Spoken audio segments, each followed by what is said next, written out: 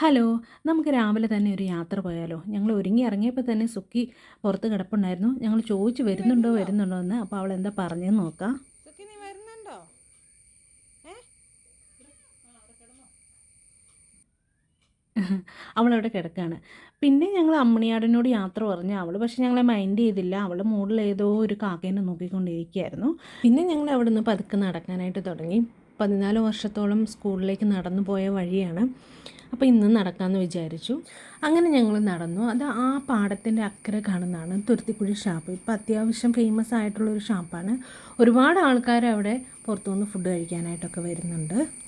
നമ്മൾ എവിടെ പോയിട്ടുണ്ടെങ്കിലും തിരിച്ച് നാട്ടിലെത്തുമ്പം നമ്മുടെ മനസ്സിൽ നമ്മൾ സൂക്ഷിച്ച് വെച്ചിരിക്കുന്ന ഒരുപാട് ഓർമ്മകളുള്ള സ്ഥലങ്ങളുണ്ടാവും പോയി കാണാനായിട്ട്. അങ്ങനെ ഒരു സ്ഥലത്തേക്കാണ് ഞാനിപ്പോൾ പോകുന്നത്. ഇതാണ് ആ സ്ഥലം, മാർസലീവ ഫെറോന ചർച്ച്, ചേർപ്പുങ്കൽ.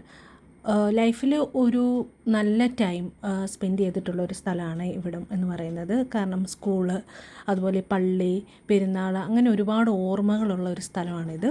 അപ്പോൾ എവിടെ പോയിട്ടുണ്ടെങ്കിൽ ഇവിടെ വന്ന് എണ്ണയൊഴിച്ച് പ്രാർത്ഥിക്കുക എന്നുള്ളത് ഒരു പ്രത്യേക അനുഗ്രഹമാണ്.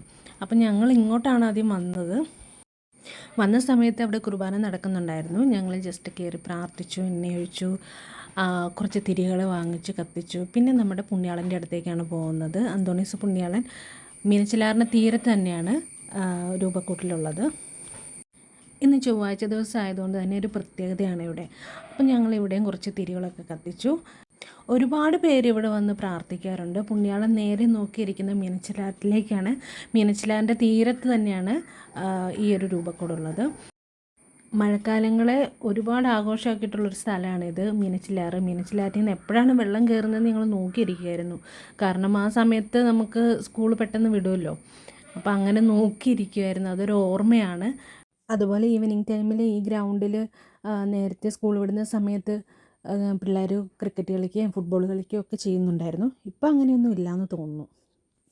പള്ളിയും പള്ളിക്കൂടവും കോളേജും എല്ലാം ആയിട്ട് ആ ഒരു ഏരിയ കാണാനായിട്ട് നല്ല ഭംഗിയാണിപ്പം.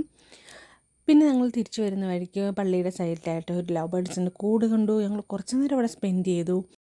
പിന്നെ നടന്ന് തളർന്നു വന്നതിൻ്റെ ക്ഷീണം തീർക്കാനായിട്ട് ഞങ്ങളൊരു വാനില മിൽക്ക് ഷേക്ക് കുടിച്ചു, ഉള്ളിവട കഴിച്ചു.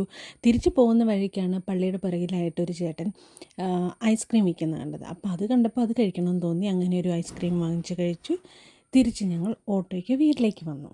അടുത്തൊരു വീഡിയോയിൽ കാണാം. ബൈ.